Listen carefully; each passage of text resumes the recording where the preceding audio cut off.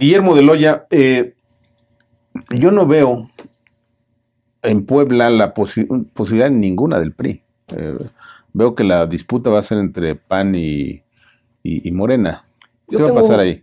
Tengo un análisis en esto, Ricardo. Mira, en la pasada elección fue nuestra votación histórica con menor afluencia. Fue una votación la más baja que hemos tenido, cuando alrededor de los 900, 1 millón de votos era como se ganaba de alguna manera la gubernatura en Puebla, en las pasadas elecciones donde ganó el PRI.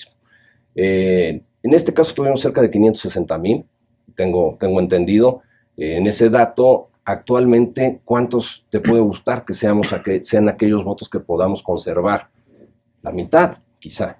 En una elección donde previsiblemente pueda ser una elección de baja participación, no es una elección donde concurran de alguna manera en las localidades. O sea, no vamos a ver la elección en la que llegó Marta Erika. No, de ninguna manera.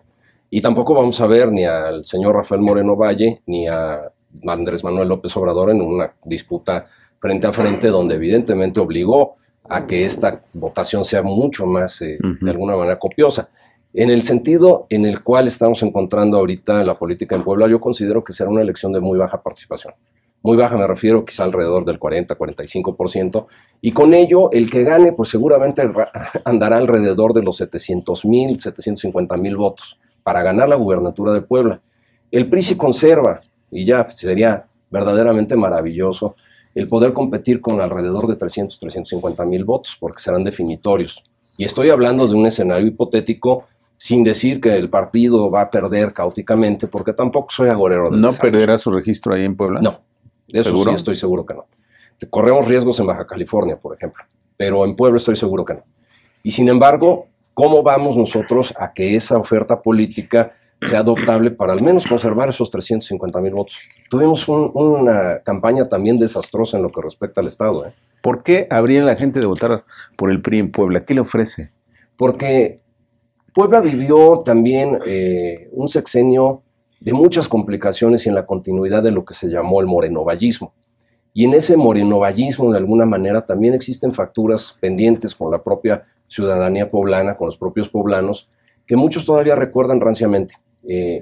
Creo que en ese periodo de extinción también, que desafortunadamente proveniente de la tragedia, ha empezado a ocurrir con la desaparición de esa corriente política.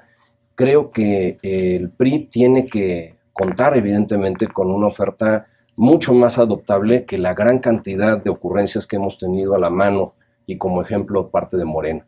Creo que ya ha quedado de alguna manera en tan poco tiempo subrayadamente claro que no se puede gobernar con buena voluntad ni con ocurrencias, y muchas veces ni siquiera la buena voluntad es manifiesta dentro de Morena. Hemos visto cómo a nivel federal hemos tenido crisis que no habíamos ni siquiera pensado tener los mexicanos: el desabasto de la gasolina, la crisis de la seguridad, los grandes cuestionamientos por este tipo de eventos en magnicidios o en eventos catastróficos, y lo que viene todavía previsiblemente es muy complicado. ¿Quién se beneficia o se va a beneficiar políticamente con la tragedia en Puebla? Yo creo que sería lamentable que alguien lucrara con un evento tan complicado y tan penoso. Sin embargo, repito, en tanto no tengamos nosotros en el Partido Revolucionario Institucional, primero, un proceso de renovación de la dirigencia estatal que ya también está absolutamente desgastada. Segundo, la selección de un candidato o candidata que verdaderamente pueda articular y hacer coyuntura dentro de las fuerzas políticas internas, que debo decir, ya estamos también muy segregados, muy separados, muy polarizados. Y tercero, evidentemente, ¿quién va a tener los tamaños para hacer una oferta política que enfrente y confronte y sea distinta de lo que nos está ofreciendo un partido político que lo que ha lucrado pues, es precisamente del rencor social? Tú debes recordar cómo previo a la trágica muerte de la gobernadora, lo que se hizo fue precisamente arengar a la ciudadanía, al poblano, para la división. Eso es una siembra muy peligrosa que hoy cosecha. Y en ello, desafortunadamente, creo que se nos puede ir el futuro de un estado donde se está metiendo poderosamente el crimen organizado, no nada más a través del narcotráfico, sino del famoso huachicol. Tenemos la mayor cantidad de tomas clandestinas. Tenemos una situación verdaderamente preocupante a nivel de crimen urbano, a nivel de calle, de piso, de asaltos a transeúnte. Tenemos una descomposición por una inobservancia a la legalidad terrible, con un ambulantaje dentro de las principales zonas urbanas, terrible. Tenemos grupos de presión que ya se están convirtiendo verdaderamente en delincuenciales. ¿Por qué, más allá de Puebla, en las cámaras federales, en diputados y senadores, no vemos tampoco al PRI? No aparecen, no gravitan, no existen. Yo recuerdo en pues aquella elección muy controvertida de 97, donde pierde el PRI el control de la mayoría de la Cámara de Diputados, se crea un grupo opositor que le arrebata al PRI el control en la suma de las partes, y hoy no lo veo en las oposiciones. ¿Qué está pasando? Pues es lamentable, seguimos sumidos en la confusión y en el alentar precisamente, como tú lo mencionaste hace rato, de este grupo de seguidores priistas o de militantes que ven en la oportunidad de ahora, de alguna manera, lavarse el rostro y decir que vamos a una parte refundacional, cuando muchos de ellos fueron parte de la propia tragedia. Esto no es una cuestión nueva y no tiene que ver naturalmente con este sexenio, Ricardo. En la concatenación de hechos que hacemos en una narrativa dentro del libro, que ojalá merezca tu lectura y de ello puedas ver cómo esto es una crónica de un colapso anunciado, cómo alentamos ese tipo de figuras que hoy de alguna manera se ciñen, se ponen, se erigen como aquellos que vienen a salvar al prismo, desde una renovación que no veo con qué calidad moral muchos de ellos hablan de esto. ¿Y dónde está el prismo? Pues bueno, debería de estar precisamente haciendo los señalamientos correspondientes, interponiendo las acciones de inconstitucionalidad, teniendo toda la facultad de operación y de actuación desde las propias cámaras, hablando de los temas interesantes, sosteniendo las causas de aquellos quienes han sido ilegalmente, responsablemente despedidos. Y sin embargo, el callarse desafortunadamente muchas veces es esa situación, repito, de conservación del privilegio para ver de qué manera se vinculan y se robalea adentro de las redes del fango político electoral.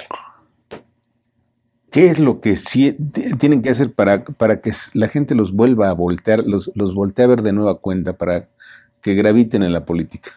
Yo creo que el mejor ejemplo lo vamos a tener seguramente con el actuar y el devenir actuante de este gobierno federal y de muchos gobiernos que ya están instalados en los gobiernos de los estados y municipales con el signo de Morena. No tiene que ver con una epidemia de contagio partidista, no por ser de Morena todos son ineptos, ni mucho menos, pero sí creo que se ha dictado de alguna manera este estilo de gobierno que lo único que va a hacer, y estoy seguro de ello, es de alguna manera demeritar la calidad de vida que tenemos como mexicanos.